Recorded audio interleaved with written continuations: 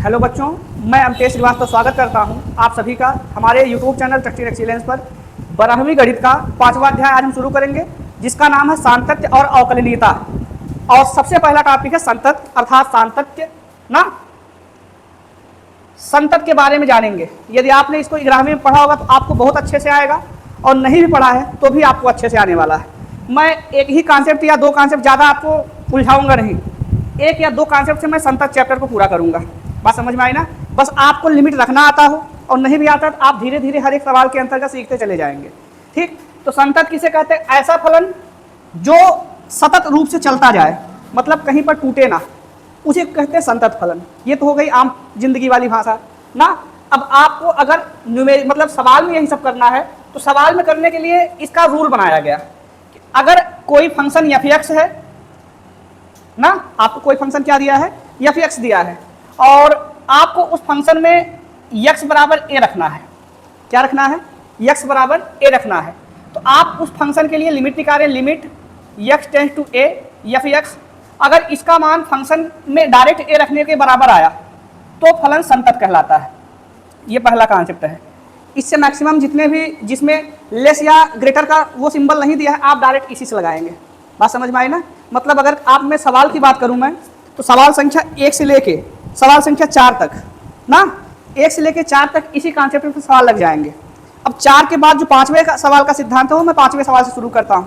ठीक, क्योंकि पहले एक एक कॉन्सेप्ट सीखते चलते हैं, उस पर प्रश्न हल करते चलते हैं। पहला प्रश्न है, आप इसी पर आधारित पहला प्रश्न देखें। लिखा गया f(x) बराबर 5x - 3, x बराबर 0, -3 और 5, x के 3 मान दिए गए हैं। इन तीनों पर आपको बताना है कि ये फलन संतत है या नहीं है। हमने फार्मूला बताया। इसका मतलब सबसे पहला काम x बराबर 0 पर चेक करते हैं। x बराबर 0 पर f0 कितना आएगा? क्योंकि हमें fa निकालना है, तो f0 मतलब 5 × 0 -3, मतलब उत्तर कितना आया? -3। और अगला है limit x tends to 0 f(x), अर्थात limit x tends to 0 f(x) का मान कितना है? 5x - 3 है। इसमें आप x का मान 0 रखेंगे, क्या आएगा? लिमिट का मान आप डायरेक्ट रख सकते हैं, बशर्ते वो नॉट डिफाइन ना बने। बात समझ में आई ना। इसका मतलब यहाँ पर x का मान रखने से नॉट डिफाइन तो नहीं बन रहा है, आपने रखा, रखने पर मान कितना है? -3। क्या दोनों मान बराबर हैं? तो लिख देंगे, चूंकि f0 बराबर limit x tends to 0 f(x), अतः फलन x बराबर 0 पर क्या है? अतः फलन x बराबर 0 पर संतत है। बात समझ में आई। दूसरा काम इसका चेक करते हैं, किस पर? x बराबर -3 पर। बताइए f -3 बराबर, तो 5 गुणे में कितना? -5 × -3 और -3, ये कितना बनेगा भाई? -15 - 3 अर्थात -18। समझ में आई बात। अगला limit x tends to -3 f(x) बराबर limit x tends to -3 f(x) का मान रख दीजिए, 5x - 3 है।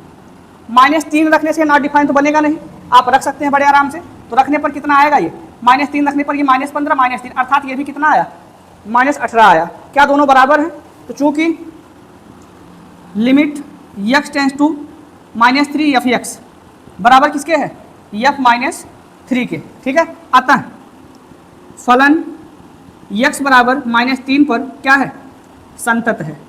समझ में आई बात। और तीसरा आपको चेक करना है x बराबर 5 पर। x बराबर 5 पर भाई, तो f5 की वैल्यू कितनी आएगी? 5 × 5 -25 -3 मतलब कितना आया? 22। समझ में आई बात। Limit x tends to 5 f(x) बराबर limit x tends to 5 f(x) का मान कितना है? 5x - अब आप इसमें जब रखोगे मान 5 × 25 -3 अर्थात ये भी कितना आया? 22 आया। चूंकि f कितना? 5 बराबर limit x tends to 5 f(x) है कि नहीं है। अतः फलन x बराबर 5 पर क्या है? संतत है। ये तो हमने तरीका बताया। बात समझ में आई। एक छोटा तरीका, और हमने कहा सब में यही काम करेगा चौथे तक। अब अगला एक नोट आप कर लीजिएगा कहीं। नोट ये है कि अगर फलन बहुपदीय है, ये एक बहुपद है कि नहीं है? 5x - 3। अगर फलन बहुपदीय है तो फलन प्रत्येक वास्तविक संख्या के लिए संतत होता है। मतलब आप लिख सकते हैं प्रत्येक बहुपदीय फलन, प्रत्येक बहुपदीय फलन प्रत्येक वास्तविक संख्या के लिए संतत होता है। बात समझ में आई ना? अब देखिए इसका एक एक लाइन का उत्तर क्या है। चूंकि 5x - 3 क्या है, एक बहुपद है या बहुपदीय फलन है, अतः 5x - 3 फंक्शन जो है 0, -3 और 5 पर क्या होगा, संतत होगा। एक लाइन का उत्तर। समझ में आई बात ना? लेकिन आपको अगर ढंग से लिखना है तो ये ढंग वाला उत्तर है। दोनों में से जो भी आपको आए आप लिख सकते हैं, चाहे भाषा के साथ चाहे आप कॉन्सेप्ट के साथ। कॉन्सेप्ट ये सूत्र का कॉन्सेप्ट है, वो हमने कॉन्सेप्ट किसका बताया, थियरी वाला, कि आप थियरी में लिख दे। बात समझ में आई? लिख लीजिए। अब भैया देखिए इसका दूसरा प्रश्न देखते हैं। दूसरा प्रश्न इसका यह है कि f(x) बराबर 2x² - 1 x बराबर 3 पर इसमें सातत्य की जांच करनी है। अब देखिएगा हमने कहा कि ये आपको जो फलन दिख रहा है वो कौन सा फलन है, बहुपदीय फलन है। ये प्रत्येक वास्तविक संख्या पर संतत होगा, 3 भी तो वास्तविक है, इसका मतलब ये भी क्या है, संतत फलन है। अगर आपको लिखना है इस रूल के हिसाब से लिखिए, f(3) बराबर तो 2 × 3 का स्क्वायर 9 होगा, -1, 9 दूनी 18 -1 कितना होगा भाई, 17।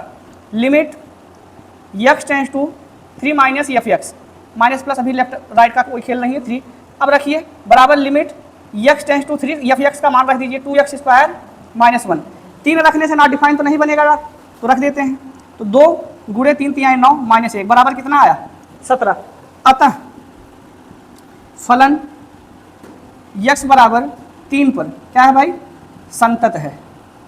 आई बात गई समझ में? अब ऐसे ही आप प्रश्न संख्या 3 पे आइए। तीसरा प्रश्न ये है कि निम्नलिखित फलनों के सातत्य की जांच कीजिए।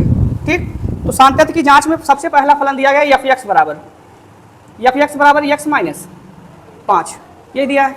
इसको इस रूप में लगाएं, उस रूप में छोटा सा लिख दें। इसका भी एक तरीका देख लीजिए। चूंकि x - 5 एक क्या है, एक बहुपदीय फलन है, अतः यह प्रत्येक वास्तविक संख्या के लिए क्या होगा, संतत होगा। ठीक है, अतः यह फलन प्रत्येक वास्तविक संख्या के लिए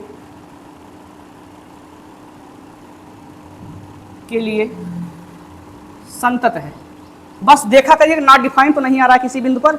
जिस बिंदु पर नॉट डिफाइन होगा उस बिंदु को छोड़कर ऐसे भी लिख सकते हैं। तो यहाँ पर इसके लिए ऐसा कोई नियम ही नहीं है कि नॉट डिफाइन आए। ठीक, अगला है, ये पहला हो गया तीसरे का। तीसरे का दूसरा, f(x) बराबर 1/x - 5। अपान में 0 आने से नॉट डिफाइन बनता है। अपान में 0 करेगा कौन, 5। अगर 5 रख दिया जाए तो ये 0 आएगा। इसका मतलब 5 को छोड़ दो। 5 को छोड़ने के बाद एक तो बहुपदीय फलन है, बहुपद है, और x - 5 भी क्या है, बहुपद है। बात समझ में आई ना? इसका मतलब कि ये जो है प्रत्येक वास्तविक संख्या के लिए संतत होगा, लेकिन किस पर छोड़कर, 5 पर छोड़कर। कारण क्योंकि 5 पर यह नॉट डिफाइन बन जाएगा, अपरिभाषित होगा। समझ में आई बात? तो लिखेंगे चूंकि 1 और x - 5 दोनों बहुपदीय फलन है ना, किंतु x बराबर 5 पर फलन क्या होगा, अपरिभाषित होगा। ठीक, अतः x does not equal to 5, मतलब x बराबर 5 को छोड़कर बाकी सभी वास्तविक संख्याओं के लिए